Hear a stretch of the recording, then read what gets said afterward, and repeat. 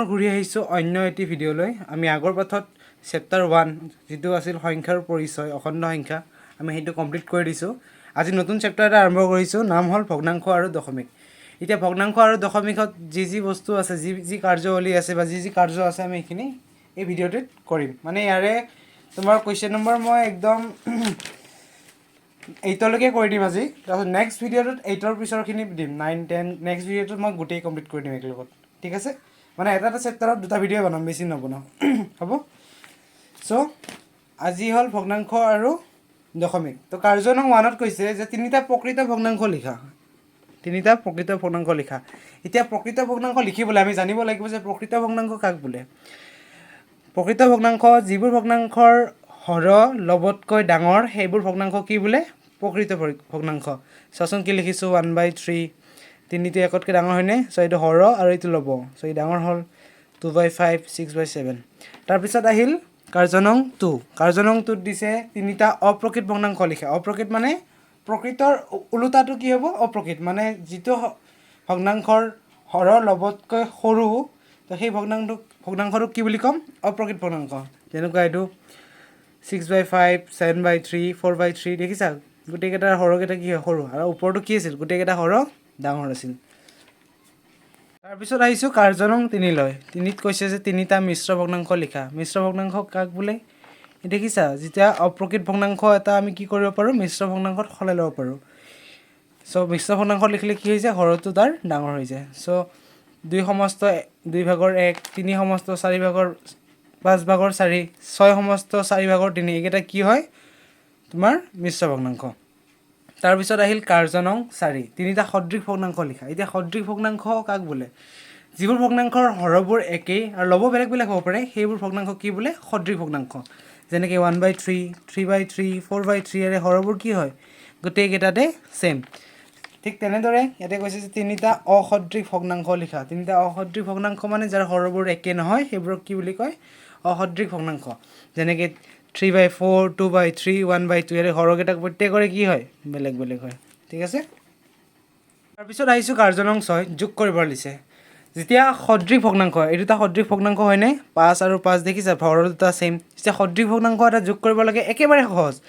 5 আৰু 5 আছে, 5টো ডাইৰেক্ট তাৰ লসাও ধৰি ল'বা, তাৰপিছত ওপৰৰ দুটা সংখ্যা কি কৰিবা? প্লাছ কৰি দিবা। যদি ছেম নম্বৰ থাকে তলত লিখি দিলে হ'ল, আৰু ওপৰৰ নম্বৰ দুটা প্লাছ কৰি দিলে হ'ল। ছেম নম্বৰ 5 আছে, 2 + 1 কৰিলে কিমান হ'ব? 3। তো ইয়াৰ আনচাৰ কিমান হ'ব? 3/5। ঠিক তেনেদৰে এইটো চোৱা, 7 7 আছে ইয়াৰ হৰটো 7 থাকিল। আচলতে আমি যেতিয়া ভগ্নাংশ দুটা যোগ কৰোঁ বা বিয়োগ কৰোঁ, ফাৰ্ষ্ট আমি লসাও ওলাই লওঁ। যদি তোমাৰ সদৃশ ভগ্নাংশ হয় তেতিয়া লসাও ওলোৱাৰ প্ৰয়োজন নাথাকে। যিটো নম্বৰ তলত থাকে সেই নম্বৰটোত ডাইৰেক্ট ইয়াৰ হৰ লিখি ওপৰৰ সংখ্যা দুটা কি কৰি দিব লাগে? প্লাছ। চ' এইটো 2 + 5 কৰিলে 7 হ'ব, আৰু 7টো তলত আহি গ'ল, আৰু 7/7 মিনছ 1। অ'কে, এইটো হৈ গ'ল। তাৰপিছত আছে 3/8 + 5/8। চ' 8 8 সদৃশ ভগ্নাংশ হয়, 8 8 দুটা হৰ হয়, 8টো আমি হৰ লৈ ল'লোঁ। তাৰপিছত ওপৰৰ নম্বৰ দুটা কি কৰিছোঁ? 3 + 5 = 8। চ' 8/8 মিনছ 1। তাৰপিছত আহিছোঁ কাৰ্য নং 7লৈ। কাৰ্য নং 7ত ছেইম হয়, বিয়োগ কৰিব দিছে। 5/6 - 4/6। তো 6 দুটা কি হয়? সদৃশ হয়, 6 লিখি দিছোঁ, আৰু ওপৰৰ নম্বৰ দুটা কি কৰি দিছোঁ? মাইনাছ কৰি দিছোঁ। মানে 5 - 4 কৰিলে কিমান হ'ব? 1, আৰু 6টো তলত থাকি গ'ল, আৰু আনচাৰ কিমান হ'ল? 1/6। সদৃশ ভগ্নাংশ দিলে একেবাৰেই আনচাৰ ইজি হৈ যায়। তাৰপিছত 7/13 - 4/13। ত' 13 13 ছেইম আছে, 13 লিখি দিছোঁ, আৰু 7 - 4 ওপৰত লিখি দিছোঁ, মাইনাছ কৰিলে কিমান পালোঁ? 3/13। তাৰপিছত আছে 11/25 - 7/25। চ' 25 25 একেই, লসাও কিমান হ'ব? 25, আৰু 11 - 7 কৰি দিছোঁ, কিমান পাইছোঁ? 4/25। তাৰপিছত আহোঁ কাৰ্য নং 8লৈ। আজি ভিডিঅ'টো চাগে অলপ শ্বৰ্ট হ'ব, ইমান লং নহয়, কাৰণ বেছি নাই, এইকেইটাই লাষ্ট। এইটো কাৰ্য নং 8, এই ভিডিঅ'টোৰ শেষ। তাৰপিছত কাৰ্য নং 9ৰ পৰা মই কালি ভিডিঅ' দিম, বা অহা নেক্সট ভিডিঅ' যিটো আহিব সেইটো কাৰ্য নং 9ৰ পৰা আহিব। চ' কাৰ্য নং 8ত আছে পূৰণ কৰা। পূৰণ কৰিবলৈতো একেবাৰে ইজি। ভগ্নাংশৰ পূৰণ কেনেকৈ কৰে নিশ্চয় জানা। এই ওপৰৰ নম্বৰটো লবৰ লগত লব পূৰণ কৰিব লাগে, আৰু হৰৰ লগত হৰ পূৰণ কৰিব লাগে। এতিয়া কেতিয়াবা তোমালোকৰ কনফিউজন হ'ব পাৰে, হৰ কোনটো ল'ব কোনটো? ল'ব মানে ধৰি ল'বা লাও হয়, লাও ক'ত লাগে? ওপৰত। আৰু হৰ মানে হ'ল হালধি, হালধি ক'ত লাগে? মাটিত। চ' হৰ সদায় তলত থাকে, আৰু লাও সদায় ক'ত থাকে? ওপৰত থাকে। মানে ল'ব ওপৰত থাকে, হৰ তলত থাকে। চ' ইয়াতে এই দুটা নম্বৰ পূৰণ কৰি ওপৰত লিখিব লাগে 2 পূৰণ 2, আৰু 5 পূৰণ 3 2 পূৰণ 2 কৰিলে 4 হ'ব 5 পূৰণ 3 কৰিলে কিমান হ'ব 15 ঠিক তেনেদৰে 2/7 মাল্টিপ্লাই 5/8 আছে সো ফাৰ্স্ট কি কৰিবা 2 মাল্টিপ্লাই 5 মানে 2 আৰু 5 পূৰণ কৰিম পাম 10 2 মাল্টিপ্লাই 7 পাম 14 সো আনসাৰ কিমান হ'ব 10/14 হৰণ কৰা পূৰণ কৰাটো একেবাৰে ইজি ভগ্নাংশৰ আৰু যোগৰ তোমাৰ সদৃশ হৈ থাকিলে ইজি হয় আৰু সদৃশ নহলে অকমান প্ৰবলেম আহে যে লখা ওলাব লাগে পূৰণ কৰিব লাগে কিন্তু হেতু বহুত ইজি হয় তুমি যদি ভালকে জানি লোৱা হেতু ভালকে পাৰিবা তাৰ পিছত আহিল 3/4 মাল্টিপ্লাই 2/9 3 2 যা লিখি ললো আৰু 4 9 যা লিখি ললো 3 2 যা কিমান হয় 6 4 9 যা 36 সো এটো ইয়াৰ আনসাৰ 6/36 তাৰ পিছত আছে 3 পূৰণ 3 সমস্ত 5/1 3 পূৰণ 3 সমস্ত 5/1 ফাৰ্স্ট কি কৰিছো এটো মিশ্ৰ ভগ্নাংশ আছে এই মিশ্ৰ ভগ্নাংশ আমি কি কৰিছো